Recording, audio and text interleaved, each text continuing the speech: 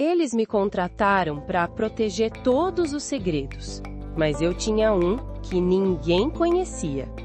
Meu nome é Alice, e esta é a história de como me tornei a hacker mais procurada da cidade, e como um simples código vermelho se tornou minha única esperança de sobreviver. Uma história inspirada em Raab, a mulher que desafiou uma cidade inteira com apenas um fio de fé. Eles me chamavam de a melhor hacker do mundo, mas ninguém sabia o meu nome real. Eu vendia segredos, corrompia sistemas, era a arma secreta do homem mais perigoso da cidade. Até que 2 estrangeiros invadiram minha fortaleza digital e me pediram a única coisa que eu não podia vender: confiança. Fiz um pacto, um sinal vermelho que seria minha ruína ou minha salvação. Esta é a história de como uma traidora se tornou uma heroína e como um simples fio vermelho pode salvar uma vida. Pela fé, Raabe, a prostituta, não pereceu com os que foram desobedientes, tendo acolhido os espiões com paz. Meu nome é Alice, e esta história começa onde muitas vidas se perdem, nas fronteiras entre o certo e o errado. Enquanto a Raabe da Bíblia vivia literalmente encravada na muralha de pedra de Jericó, uma posição estranhamente estratégica, eu habito os limites nebulosos do firewall da Hold Corp. Minha Jericó moderna se ergue imponente, um conglomerado que domina o horizonte da cidade não apenas fisicamente, mas digitalmente. E eu, assim como aquela mulher marcada pela história antiga, ocupa um lugar paradoxal neste ecossistema de poder. Enquanto ela coletava informações preciosas através das conversas dos viajantes que frequentavam sua casa, eu capturo dados sensíveis nas entranhas dos sistemas, nos interstícios dos códigos, nas vulnerabilidades que apenas uma mente treinada consegue identificar. Sou especialista em segurança digital, uma hacker de dados, a profissional que este império corrupto precisa, mas nunca reconhecerá publicamente. O acionista majoritário, esse monarca contemporâneo dos negócios obscuros, me mantém sob seu jugo, usando minhas habilidades únicas para fortalecer seu reino de corrupção. Minha existência é um constante paradoxo. Eu fortaleço as mesmas defesas que me mantêm cativa. Cada firewall que implemento, cada sistema que protejo de invasões externas, é mais um elo na corrente que me prende a este mundo sombrio. E o medo, esse companheiro silencioso, está sempre presente. O temor constante de que um dia, o mesmo sistema que ajudei a erguer com minhas próprias mãos se volte contra mim com toda a sua fúria digital implacável. Mas todo esse cenário de opressão começaria a mudar radicalmente quando 2 estrangeiros surgiram inesperadamente nos meus monitores. 2 homens que claramente não pertenciam àquele ambiente e que trariam consigo, simultaneamente, a ameaça mais perigosa e a esperança mais genuína que já experimentei. Eles chegaram em uma noite de temporal, quando os ruídos da chuva contra os vidros mascaravam qualquer outro som. 2 homens de terno encharcado, com a postura tensa de quem sabe que está sendo caçado. Meus alertas de segurança tinham detectado sua intrusão 10 minutos antes, e eu observava suas movimentações através das câmeras de segurança, cada músculo do meu corpo contraído. O protocolo era claro: eu deveria acionar imediatamente o chefe de segurança corporativa. Mas algo na determinação silenciosa deles, na forma como se moviam com um propósito que transcendia o interesse financeiro, fez minha mão hesitar sobre o teclado. Lembrei-me então vividamente, não apenas do ato de Raabe, mas do dilema que ela deve ter enfrentado. Uma mulher com tudo a perder, arriscando tudo por um fio de esperança em algo maior. Enquanto o sistema da Hold Corp lançava alertas vermelhos em meus monitores, eu fiz uma escolha que mudaria para sempre o curso da minha vida. Em vez de entregá-los, abri uma brecha digital criando uma rota fantasma que os levou diretamente à minha porta. Eles entraram com a cautela de quem espera uma emboscada, e eu os recebi com o coração batendo como um tambor. A conversa foi rápida, direta, cortada à faca. Eles eram agentes federais, e sua investigação sobre o acionista majoritário estava prestes a ser desmantelada. Foi quando eu, olhando fixamente para o mais velho dos dois, disse as palavras que ecoavam uma promessa milenar. Sei que o Deus que vocês servem é o Deus verdadeiro. Vi seu poder não em milagres, mas na integridade de vocês. Eu os escondo, eu lhes dou as chaves para derrubar este império, mas jurem que, quando tudo cair, minha família e eu seremos poupadas. O sinal que estabelecemos precisava ser a prova de falhas. O cordão vermelho de Raabe se transformou em um código binário escarlate, um algoritmo que eu injetaria no coração do sistema da HoldCorp, uma assinatura digital que piscaria como um farol silencioso para as autoridades durante a investida final. E para que não houvesse dúvidas no mundo físico, amarrei uma fita vermelha brilhante, o mesmo vermelho vivo do código, na grade de ventilação do meu apartamento. Naquela noite, eu não era mais apenas uma funcionária da HoldCorp. Eu havia me tornado uma traidora para o sistema e uma aliada da esperança. O pacto estava feito. A espera foi o período mais agonizante da minha vida. Cada dia que se passava era um exercício de pura ansiedade. Eu acordava e a primeira coisa que verificava era se a fita vermelha ainda estava lá, balançando suavemente do lado de fora da minha janela. Era meu lembrete físico de que a promessa ainda estava de pé. Dentro do sistema, eu mantinha o código vermelho pulsando, um batimento cardíaco digital constante e silencioso, esperando pelo sinal. Então, finalmente, ele chegou. Não com estrondo, mas com um simples e-mail criptografado. A queda de Jericó começa à meia-noite. O comando era claro. Minha função era crítica. No momento exato, eu desativava os firewalls primários da HoldCorp, abrindo uma brecha crucial para o ataque cibernético das autoridades. Os minutos finais foram uma eternidade. Eu me sentei diante das minhas telas, minhas mãos pairando sobre os teclados, cada músculo tensionado. À meia-noite em ponto, comecei.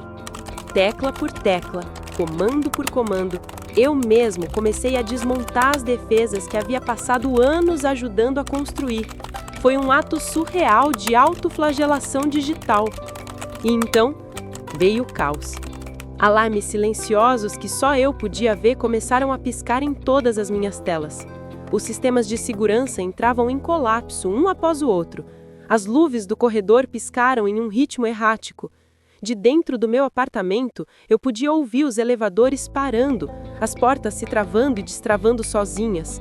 Pelo sistema interno de câmeras, eu assistia à investida. Vi as equipes táticas avançando pelos corredores, seus movimentos precisos e eficientes. Meu coração parecia querer sair do meu peito. Eles se aproximavam do meu andar, do meu corredor, do meu apartamento. Pela câmera da porta, eu os via chegando. Um deles olhou diretamente para a câmera, depois seus olhos se desviaram para a maçaneta onde minha fita vermelha estava amarrada. Ele fez um sinal quase imperceptível para o parceiro. E então, eles passaram direto. Eles passaram direto. Naquele momento, uma onda de alívio tão intenso que doía tomou conta de mim. A promessa havia sido cumprida. Minha Jericó estava ruindo, mas eu, dentro da minha casa marcada pelo vermelho, estava salva. O som das paredes digitais desmoronando era a trilha sonora da minha liberdade. O silêncio que se seguiu ao colapso total foi de uma qualidade que eu nunca havia experimentado. Nos dias que se seguiram, enquanto a HoldCorp entrava em processo de liquidação e o acionista majoritário era conduzido, algemado, pela televisão, eu mesma era conduzida por um caminho muito diferente. A promessa de salvação se materializou não apenas na minha liberdade, mas em uma transformação radical de identidade. Assim como Raabe foi tirada das ruínas de Jericó e integrada ao povo de Israel, eu fui retirada dos escombros digitais da HoldCorp e integrada a um novo propósito. O que veio a seguir não foi um simples perdão, mas uma recodificação completa da minha vida. Minhas habilidades, outrora instrumentos de violação e corrupção, foram repentinamente reconhecidas como ferramentas de justiça. O próprio Departamento Federal que eu ajudei me ofereceu uma posição. Eles não me viam como uma criminosa, mas como uma especialista única, alguém que conhecia as entranhas do inimigo porque havia vivido dentro delas. O paralelo com Raabe se aprofundou de uma forma que me comoveu até as lágrimas quando um colega, sabendo da minha história, me mostrou a passagem em Mateus. Raabe, a estrangeira, a mulher de passado duvidoso, não foi apenas salva. Ela se casou com Salmão e entrou na linhagem direta do rei Davi e, ultimamente, de Jesus Cristo. Ela não foi apenas poupada, foi honrada, seu passado redimido e transformado em um legado eterno. Da mesma forma, meu passado não foi apagado, mas redirecionado. Cada sistema que eu havia violado, cada firewall que eu conhecia intimamente, não era mais uma mancha no meu registro, mas uma qualificação única. Eu não estava mais construindo muralhas para aprisionar, mas ajudando a erguer defesas para proteger os vulneráveis. Aquele fio vermelho, aquele simples pedaço de tecido e código, não representou apenas o meu resgate físico da destruição. Ele simbolizou a morte da Alice que era obrigada a viver nas sombras, e o nascimento de uma nova mulher, com um novo nome, uma nova identidade legal e, o mais importante, um novo coração. Pela primeira vez, eu não estava apenas sobrevivendo dentro do sistema. Eu estava vivendo com um propósito que transcendia códigos e algoritmos. Eu pertencia. E agora, eu compartilho essa história com você. Não como um simples relato do passado, mas como um espelho. Porque eu sei, no fundo do meu ser, que a minha história não é única. Ela é um eco. A sua vida, assim como a minha, tem suas próprias Jericós. As muralhas que você enfrenta podem não ser feitas de firewalls e códigos, mas são igualmente reais. Sua Jericó pode ser um vício que você acha impossível superar, um relacionamento que consome sua paz, um emprego que sufoca sua alma, uma depressão que escurece seus dias, ou simplesmente a solidão que sussurra que você não é suficiente.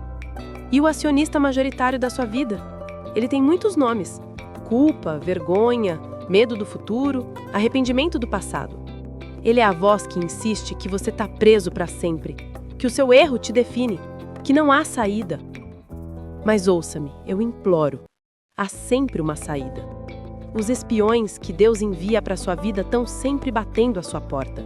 Eles podem chegar na forma de um amigo que se importa, de um versículo que salta da página da Bíblia e fala diretamente ao seu coração, de um lampejo de esperança inesperada, de um convite para um novo começo que parece surgir do nada.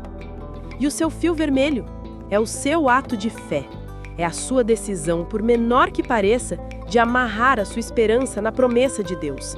É o seu grito silencioso de "Eu creio, Senhor, ajude a minha incredulidade".